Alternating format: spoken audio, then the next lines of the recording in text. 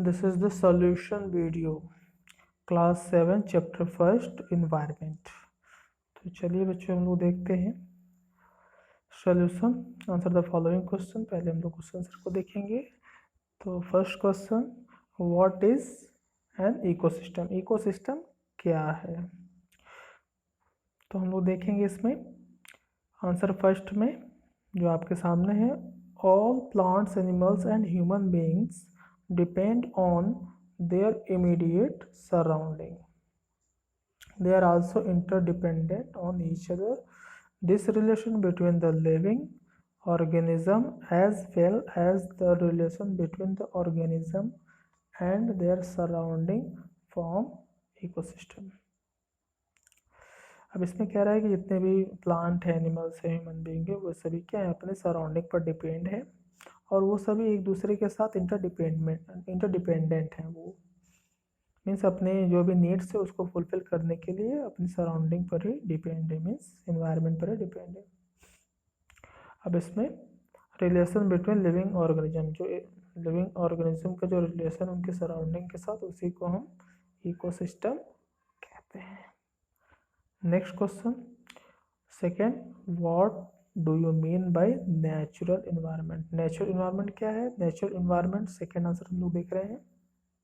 Natural environment consists of land, water, air, plant and animals. Thus, natural environment referred to the both biotic plant animals and abiotic land. You can include in this abiotic land, water, air, etc. condition that exist on the earth. ये आपका answer second है। Biotic में आपके plant और animals हो जाएंगे जो natural environment के पार्ट हैं, और अबायोटिक में आपके लैंड, वाटर, एयर ये सब आ जाएंगे। ये सभी मिलकर नेचुरल इन्वायरमेंट को फॉर्म करते हैं, land, water, air, plants and animals.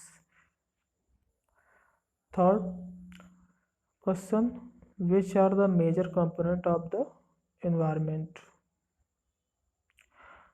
तो थर्ड को हम लोग देखेंगे। The major component of environment are natural, land, air, water, living things, human made, buildings, park, bridge, roads, industries, monuments, etc., and human individually, family, community, religion, education, economic, etc. ये सभी आपके कह सकते हैं major component of the environment. Environment के major components हैं।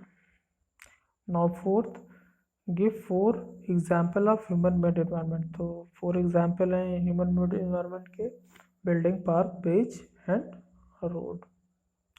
Now question 5, what is lithosphere? Lithosphere क्या है?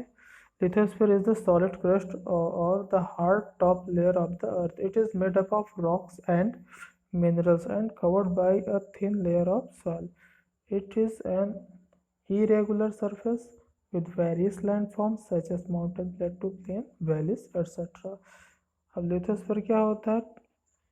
जो हमारा टॉप मोस्ट जो लेयर ऑफ द अर्थ है वही हमारा लिथोस्फीयर वाला पोर्शन है।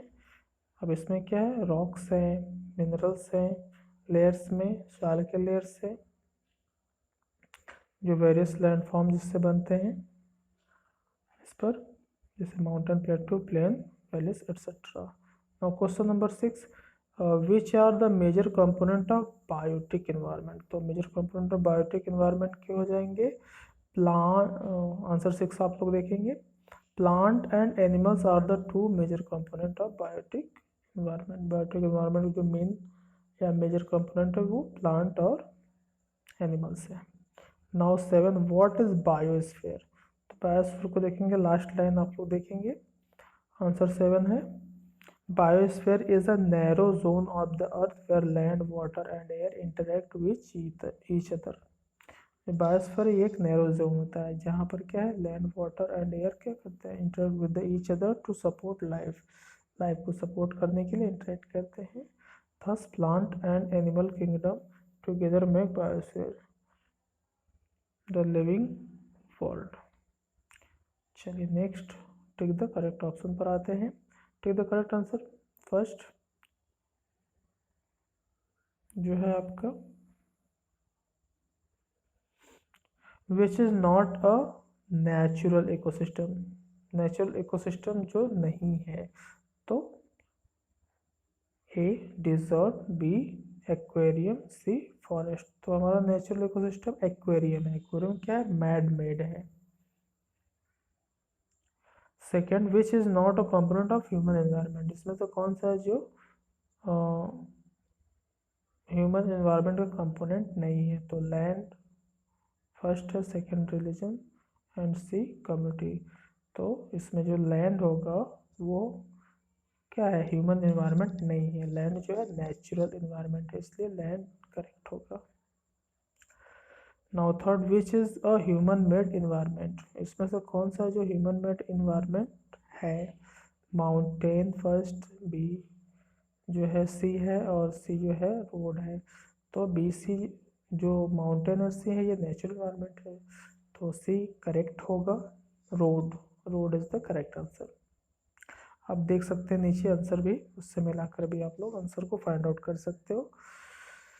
विच is a threat to environment? First growing plant, B growing population, C growing crops. तो इसमें बी वाला करेक्ट है, B of fourth growing population. अब आते हैं मैचिंग पर हम लोग। Match match the following. Biosphere, biosphere को मैच करेंगे और ई से। Narrow zone where land water and air interact. Second atmosphere को हम हेड करेंगे, मैच करेंगे ए से। Blanket of air with surround earth. Third hydrosphere, hydrosphere को हम लोग मैच करेंगे बी से। हाइड्रोस्फेयर क्या होता है? वाटर होता है, तो वो बी से मैच होगा, domain of water. Now fourth environment, environment को हम लोग मैच करेंगे डी से, आवर सराउंडिंग। ठीक है, हमारा जो सराउंडिंग वही हमारा इन्वायरमेंट है।